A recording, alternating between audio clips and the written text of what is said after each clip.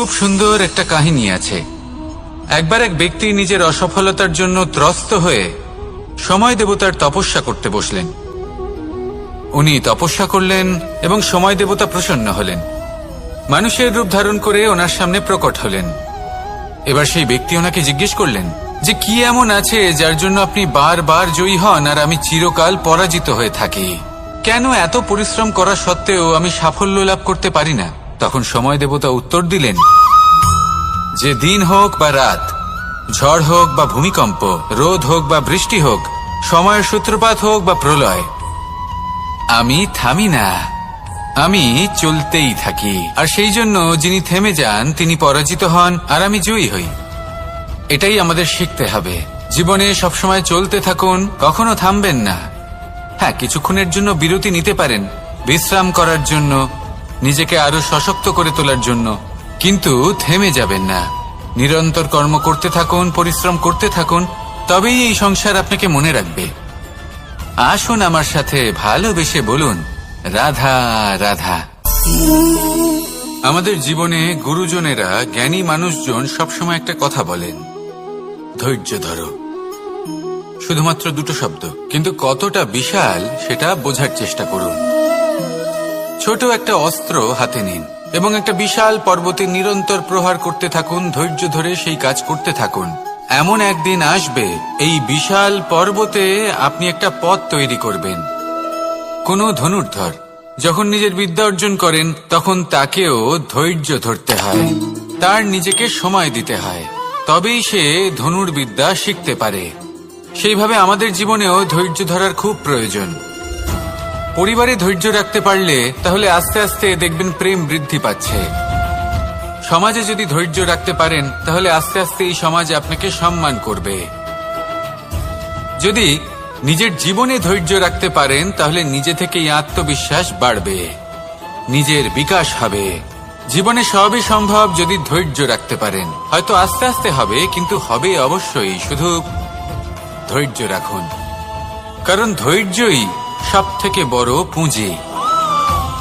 আসুন আর আমার সাথে ভালোবেসে বলুন রাধা রাধা। আমাদের জীবনে যখনই আমরা কোনো বড় দায়িত্বের সম্মুখীন হই তখন আমরা তার থেকে দূরে পালাই আর এই অজুহাত দিই যে না না, এত বেশি ভার বহন করার যোগ্যতা আমার নেই, আমি করতেই পারবো না। দেখুন, এই সংসারে ভিন্ন ভিন্ন ধরনের গাছ আছে, ছোট গাছ, বড় গাছ, কিন্তু বটগাছের মতো বড় এবং নিবিড় গাছ আর একটাও নেই। সে নিঃস্বার্থভাবে এই সংসারকে সেবা করে যায়, ছায়া প্রদান করে, শীতলতা প্রদান করে। আর যখন এমন সময় আসে যখন তার ওপর বোঝা অত্যন্ত বেড়ে যায়, সে কিন্তু কোনোভাবেই ভেঙে পড়ে না। তখন সে নিজের নিঃস্বার্থ কর্মের ফল লাভ করে, সেই নিঃস্বার্থ কর্ম যা সে করেছে। তার দেহ থেকে ছোট ছোট ঝুড়ি বার হয় এবং তা কাণ্ডের আকার ধারণ করে। সেই কাণ্ড মাটির কাছে পৌঁছয় এবং তারপর তা বটগাছের সহায়ক হয়ে ওঠে, সে ভেঙে পড়ে যায় না। এইভাবে আপনিও জীবনে নিঃস্বার্থভাবে সবার সেবা করুন, ভালোবাসুন, সবাইকে সাহায্য করুন। যেদিন আপনার ওপর বোঝা অত্যন্ত বেড়ে যাবে সেদিন এই সব মানুষ আপনাকে সাহায্য করার জন্য আসবেন, আপনার শক্তি হয়ে উঠবেন, আর আপনি বটগাছের মতোই মহান এবং বিশাল হয়ে উঠবেন। আসুন আর আমার সাথে ভালোবেসে বলুন রাধা রাধা। মানুষ তার জীবনে দুই ধরনের পরিস্থিতিকে খুব ভয় পায়। এক, কোনো কারণবশত কারোর সামনে নত হওয়া। দুই, কোনো কারণে নিজের চরিত্র থেকে, নিজের মূল্যবোধ থেকে বিচ্যুত হওয়া। এবার কেন হয় এরকম যে কথায় কথায় কারোর সামনে নত হতে হয়? কেন বারংবার নিজের চরিত্র থেকে চ্যুত হতে হয়? এরকম কেন হয়? এটা তখনই হয় যখন আমাদের শিক্ষা এবং মূল্যবোধের অভাব থাকে। যদি মানুষের মধ্যে প্রকৃত শিক্ষা থাকে তাহলে এই সংসারে কোনো সময় এবং কারোর সামনেই নত হওয়ার কোনো প্রয়োজন নেই। যদি মানুষের মধ্যে মূল্যবোধ থাকে তাহলে তাকে নিজের মূল্যবোধ বা চরিত্র থেকে বিচ্যুত হতে হয় না, তা সে যাই হয়ে যাক না কেন। কোনো বালককে যদি জন্ম থেকেই সুশিক্ষার অধিকারী করা হয়, শিক্ষিত করা হয়, মূল্যবোধের অধিকারী করা হয়, তবে সে এই সংসারে এমন কর্ম করবে যাতে সে নিজেকে, নিজের পরিবারকে, সমগ্র সমাজকে গর্বিত করতে পারে। শিক্ষা লাভ করুন, মূল্যবোধ লাভ করুন এবং আমার সাথে ভালোবেসে বলুন, রাধা রাধা। আমাদের সকলের জীবনে একটা লক্ষ্য থাকে যেটা আমরা লাভ করতে চাই। ঠিক যেন একটা প্রতিস্পর্ধা বিদ্যমান যে কে সব থেকে আগে নিজের লক্ষ্যে পৌঁছতে পারবে। আর সেই জন্য আমরা সকলেই খুব তাড়াতাড়ি এগোতে চেষ্টা করি, বড় এবং দীর্ঘ পদক্ষেপ ফেলি যাতে তাড়াতাড়ি নিজের লক্ষ্যে পৌঁছতে পারি।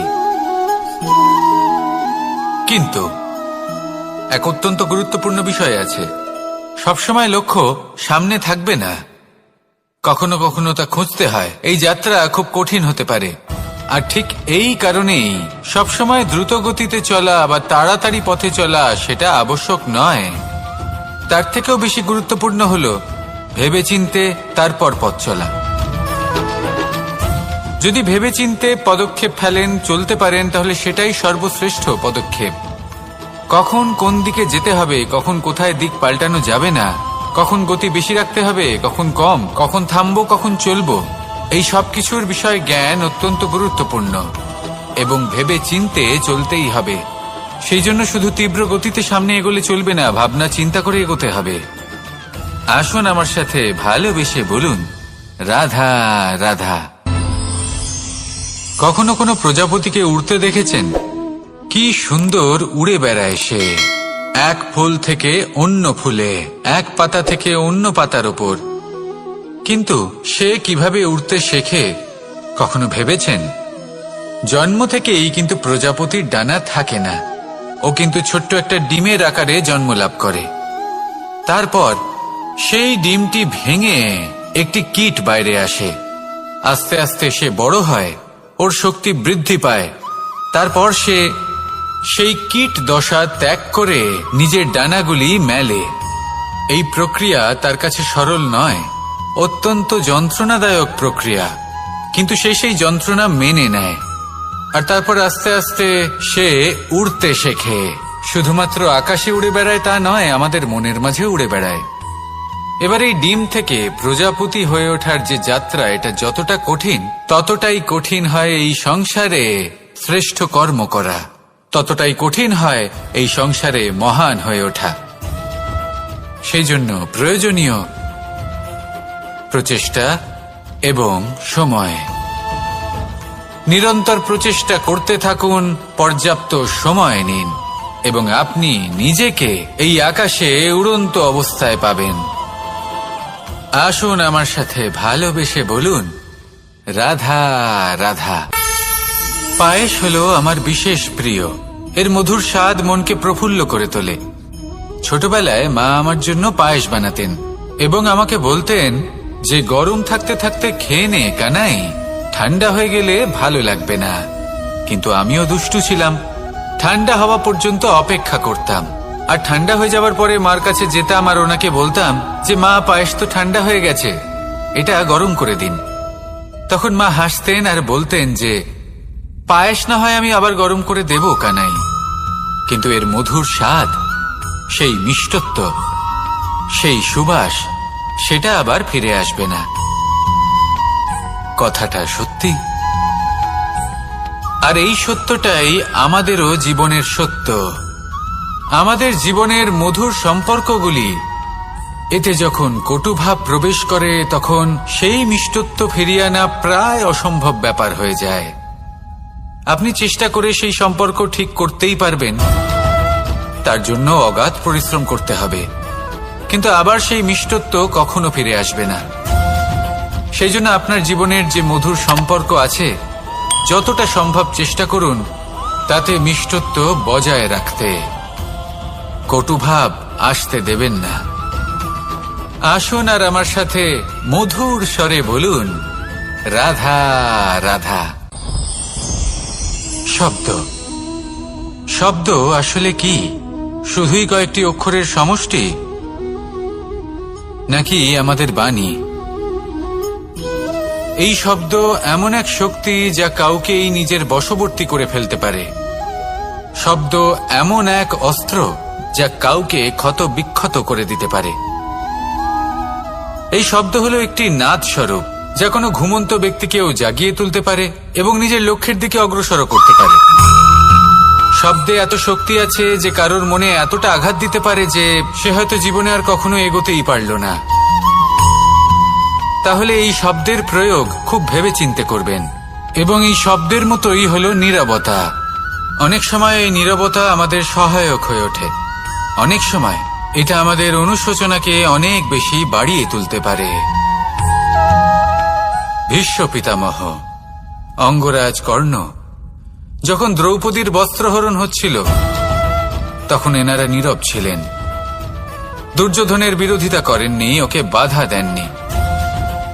আর তারপর কি হলো সেটা আপনারা সকলে জানেন। দেখতে গেলে নীরবতা চুপ করে থাকা, কিন্তু যদি কোনো দুষ্টের সামনে চুপ করে থাকেন, যদি তার বিরোধিতা না করতে পারেন, তাহলে এই নীরবতাই অনেক বড় পাপের আকার ধারণ করে। মনে রাখবেন আর আমার সাথে ভালোবেসে বলবেন, রাধা রাধা। আভূষণ। কার না ভালো লাগে এই আভূষণ?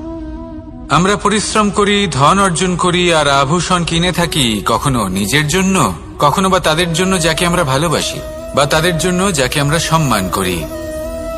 হয়তো সেই জন্যই সীতা চূড়ামণি ধারণ করেছিলেন এবং আমি সামন্তকমণি। কিন্তু এটাই কি সেই প্রকৃত আভূষণ যা আপনার মূল্য বৃদ্ধি করে? না। শ্রীরামের আভূষণ হল ওনার নম্র ভদ্র ব্যবহার। মাতা সীতার আভূষণ হল ওনার সততা, ওনার নিষ্ঠা, ওনার ত্যাগ। অর্জুনের আভূষণ ছিল ওনার একাগ্রতা। রাধার আভূষণ ওনার প্রেম। এই আভূষণ কোথাও নেই, আপনার মনে আছে।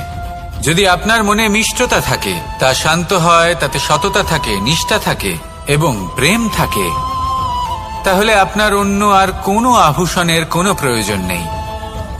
আপনি যতই ভিড়ের মাঝে থাকুন, আপনার ঔজ্জ্বল্য চোখে পড়বে।